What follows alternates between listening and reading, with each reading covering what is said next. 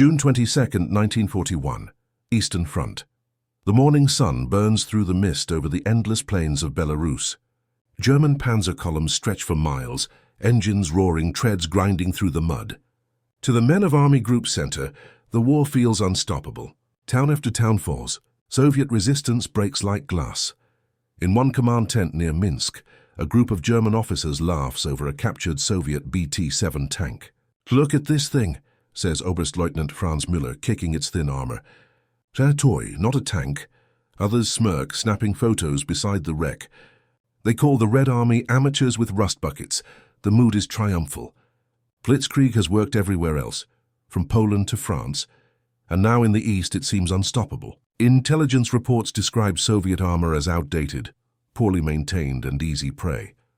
The Panzer III and IV, sleek, precise machines, are the pride of Germany's war machine.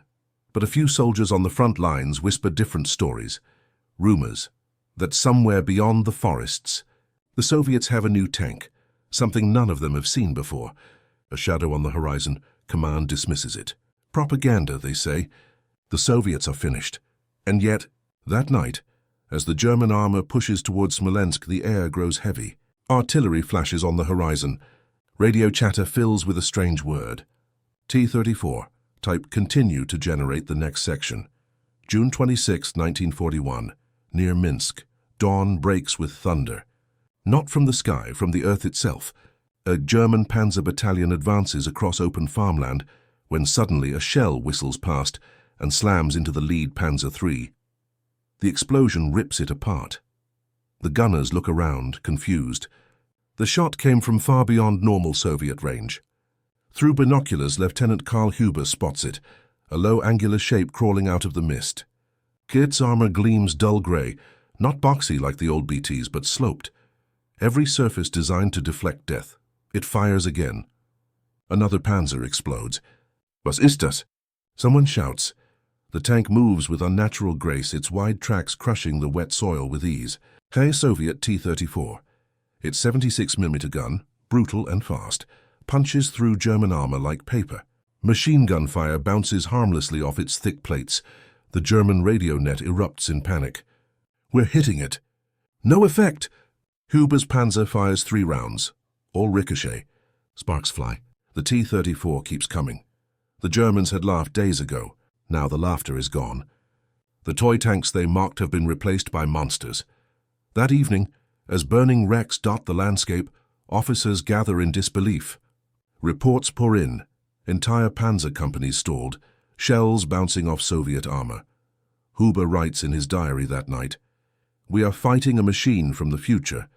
Our shells do nothing. Our confidence is burning beside our tanks."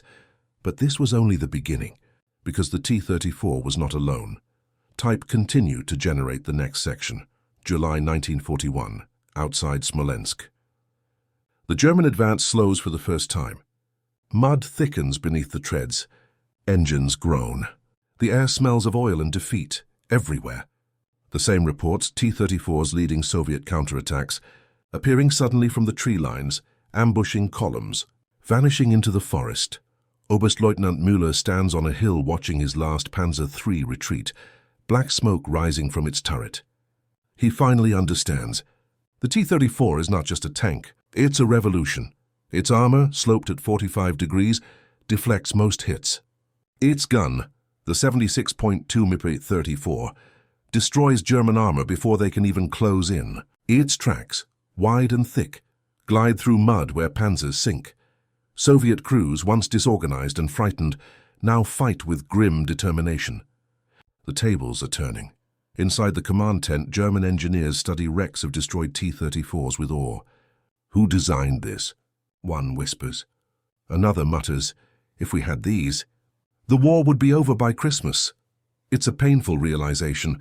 The enemy they mocked has outbuilt them, but for the men still in the field, realization offers no comfort.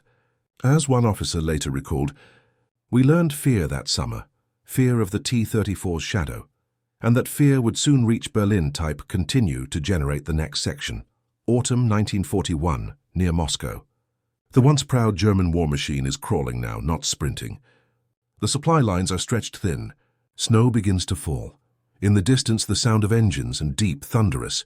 A new Soviet offensive. Rows of T-34s surge forward, whitewashed for winter, cutting through German lines like steel ghosts. Müller's men fire desperately. The shells spark and skid off the Soviet armor. When the smoke clears, the battlefield is littered with wrecked German tanks.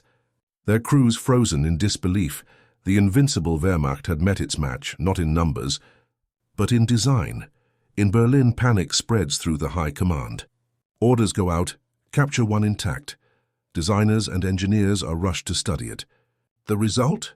The birth of the German Panther, inspired directly by the T-34's genius. But it's too late to undo the damage. The myth of German superiority has already been crushed beneath 30 tons of Soviet steel and determination. As the winter deepens, Müller writes his final note home. We thought they were peasants with toys. But their toys broke the spine of the blitzkrieg. The laughter that once echoed across the Eastern Front has gone silent, replaced by the rumble of T-34s rolling westward. If this gave you chills, wait till you hear what happened when the T-34 reached Berlin. Follow for the next forgotten WW2 story.